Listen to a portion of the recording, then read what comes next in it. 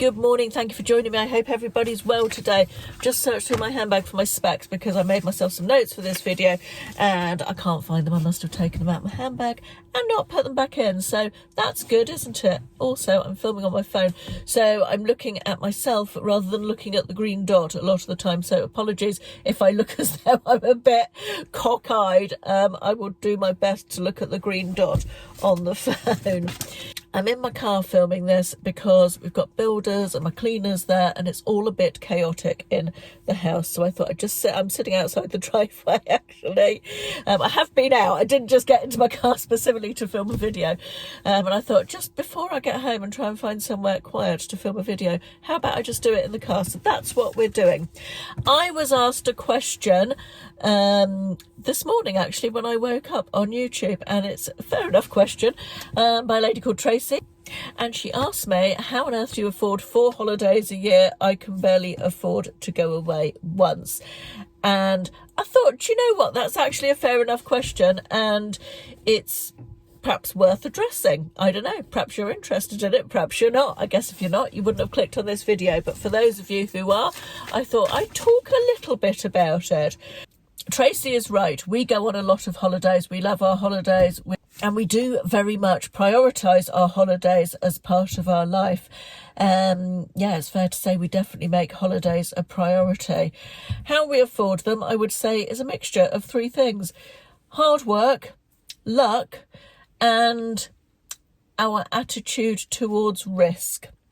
And that sort of is historical in how we've lived our lives, I guess. So, just seeing bicycle go past in the background. It's sort of historical in how we've lived our lives and how we've come to this point, I guess. Let me just also say that I am very aware that there are a lot of people out there who work extremely hard and yet still can't afford 4 holidays a year. And you know, as Tracy said, can only afford 1. So I am not in any way saying that I work any harder than an awful lot of other people out there. So please don't think I'm saying that. It always feels a little bit weird to be discussing finances. I was from the generation that I guess were brought up not to discuss their finances in any great detail, also not to discuss their political affiliations in any great detail. I don't think I'm very good at that either, but hey-ho, there we go. So yeah, it does feel a little bit uncomfortable to talk about finances in any great depth on the internet. However, I recognise that as somebody who puts themselves on the... I watch other YouTubers and I sometimes wonder about people's financial situation as well. So I thought it was a fair enough question to be asked, and I wanted to reply to it in as much detail as I felt comfortable with. So I thought I would. So yeah, when Ashley and I first lived together, we lived in a very ordinary terraced house in Torquay that Ashley had owned before I moved down to Devon, and I remember we couldn't afford a sofa. In fact, we couldn't afford a carpet. We had a second-hand carpet. The idea of a second-hand carpet these days is so bizarre, isn't it? But in the olden days, you know, the carpet used to be a luxury. People would not be able to afford to carpet their houses, and we had a not even second-hand because my parents got it from an office that my dad had been in at some point, and they then had it in their lounge, and then they changed their lounge carpet, and we had their old lounge carpet that had originally come from my dad's office. So we couldn't afford a carpet, and we also couldn't afford a sofa. We had a sofa that some friends had moved into a house around the corner, and the previous owners had left a sofa in it that they didn't want. It was a hideous brown and orange 70s type thing, and I remember carrying it round to our house from their house. They lived in the next road along, and we were so excited to have this sofa, this sort of unwanted second-hand sofa. So yeah, it's fair to say we have not always been, however you are financially comfortable, well off, however you want to couch the term. So we have worked our way up from that. Now, I have to say that Ashley's job has been very helpful. For anybody who doesn't know, my husband is an estate agent. He owns an estate agency business. He's owned it for as long as I've been with him, so a long time, and they are the most successful, prolifically selling estate agent in the local town, which is obviously nice. This job, though, has given us access over the years to buy houses that perhaps we wouldn't have had the opportunity to buy otherwise. We have in the past bought properties from people who needed to sell them very quickly and done them up and sold them on. Over the years, we've done a few of those, although not so much in the last few years. And also the houses that we've lived in have been houses that we probably wouldn't have had the knowledge or access to without Ashley's job. For example, when we bought this house, we bought it before the sale of our previous property had gone through. Most people wouldn't do that or wouldn't be in a position to do that. We were happy because we were confident in the sale was progressing well on our previous one, and we were in a financial position for a very short time to sort of bridge that gap. So we did that, which a lot of people who perhaps weren't in the property business wouldn't have done. And our previous house, before we lived in this one, we bought from agreeing to buy to the date of purchase within 9 days, and that included a weekend and a bank holiday. So yeah, a lot of people again wouldn't be in a position to do that and wouldn't be prepared to take the risk. We didn't have I think we had searches, but we did we have searches? I don't even know if we had searches. We might not have had searches, and we didn't have a survey or anything like that, but we were confident to do it because of Ashley's knowledge of the property industry. So that being involved in the property industry has really helped us buy well over the years and given us access to knowledge and perhaps some deals that we wouldn't have had otherwise, which has really helped to bring us to the financial position that we're in now. I should actually also add, we do still have a mortgage, and we are certainly not anywhere near in a position to retire in the near future. I mean, possibly if we downsize massively now, which we're not really wanting to do, we could, but yeah, that's not where we don't have any retirement plans. Our house that we live in now is very much our pension, so that's where we're at the moment. And as I said, we do still have a mortgage. We are not mortgage free. We also have other properties. We have the house that I moved into with Ashley when I first moved down here that I talked about earlier, which Ashley's mum now lives in. And I also have my first flat that I lived bought in Bournemouth before I moved down here. That is now rented out, and that one is now mortgage free and rented. So that's an income that I have there. For me, I have always worked in some capacity part-time for a little while William was little. But I've always worked and earned my own money. I've talked before that Ashley and I have, not so much now, but when we were first together, we have very different attitudes towards money. Ashley was very much a spender. I was very much a saver. And because I have always worked and always had my own income, we never had any necessity to have any joint finances. I've talked about this before in a video, I can't remember when, but a while ago, and that worked really well for us and always has worked well for us. We don't have any joint bank accounts at all. Also, when we were first together, Ashley was far more of a risk taker than I was, and as we've got older, I would say we've sort of come to a central ground more so.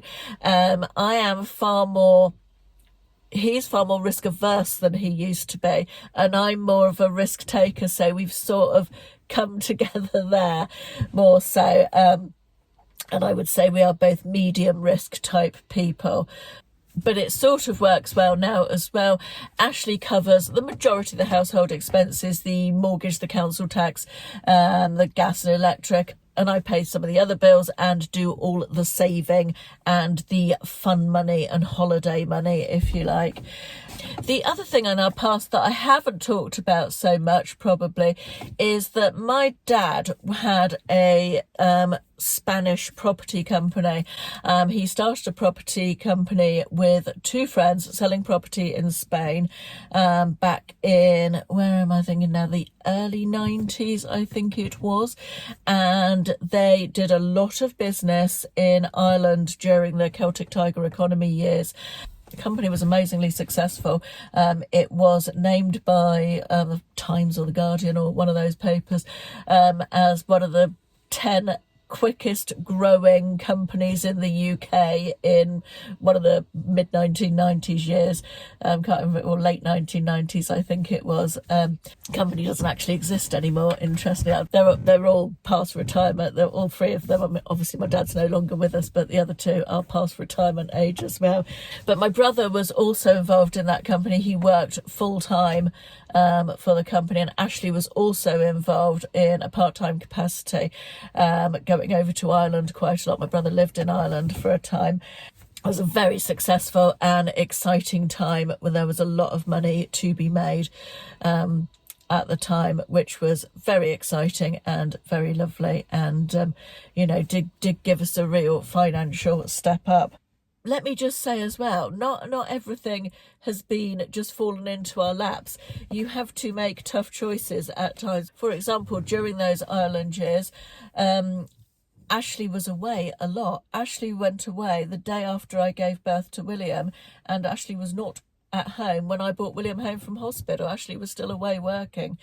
For the first 2 or 3 years of William's life, Ashley was away almost every weekend, as well as working all week at home. He was away almost every weekend in Ireland working as well. And that was really hard. That was really hard. But we knew it was going to be for the great. It was an opportunity that we couldn't pass up, basically.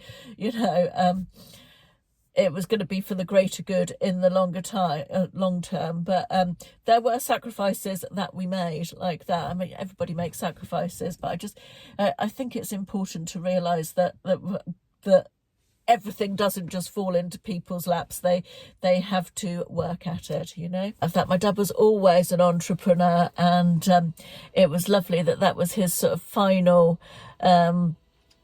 He tried many different things over the years, some of which went better than others, but that Spanish property company was the one that finally made him his fortune, let's say, which was very nice. He sold his part of it and retired after that, when Will was about 5 when my dad retired, so 20 years ago or so. So that gives you a bit of background, I guess, on where we are today, our financial situation, how we've got to where we are today. And as I said at the beginning, it's a mixture of hard work. We are both hard workers.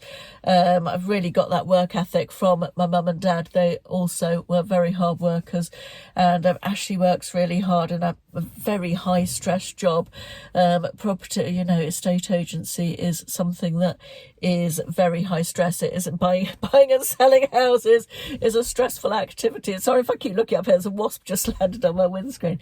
Buying and selling houses is a stressful activity for anyone who's ever been involved in it, and people are not at their best when they are under those pressures, and Ashley's job is to deal with them and you know, placate people and make the process smoother and easier for them. And as I say, it is a high stress job.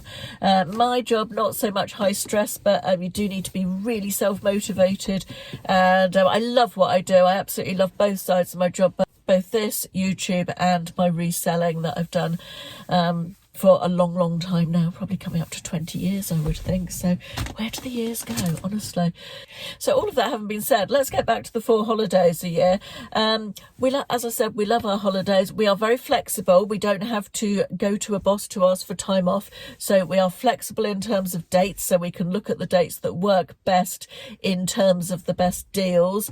Getting deals for anything these days seems harder than it used to be, but certainly we fit our dates in with when things, flights for example, or accommodation is slightly cheaper, or we go on different days of the week when we know it's less money. So that really helps as well. We are staying these days in perhaps more budget accommodation than we used to, which we do actually find quite enjoyable. You don't always need to be in a 5-star hotel to have a lovely time, do you? But then we like the luxury travel as well. So we try and do a mixture of both. We try and go for the more rustic trips. Perhaps when we go to Greece, we tend to go more rustic these days. And then we do the luxury cruise type trips as well, which we very much enjoy. I thought this would be a quick 10-minute video, and apparently I've talked for 18 minutes, nearly 19 according to the little clock on my phone. So I am going to stop at this point. I hope that was vaguely informative, I guess is the word. I don't know, I feel a bit weird about discussing finances like that. But as I say, it's something that I've wondered about people. And I think if somebody else made this video whose finances I'd wondered about, I would be very interested in watching it and be pleased that they made it. So I guess on that basis, I hope it was helpful or interesting. Thanks for watching. I'll see you again soon. Bye bye.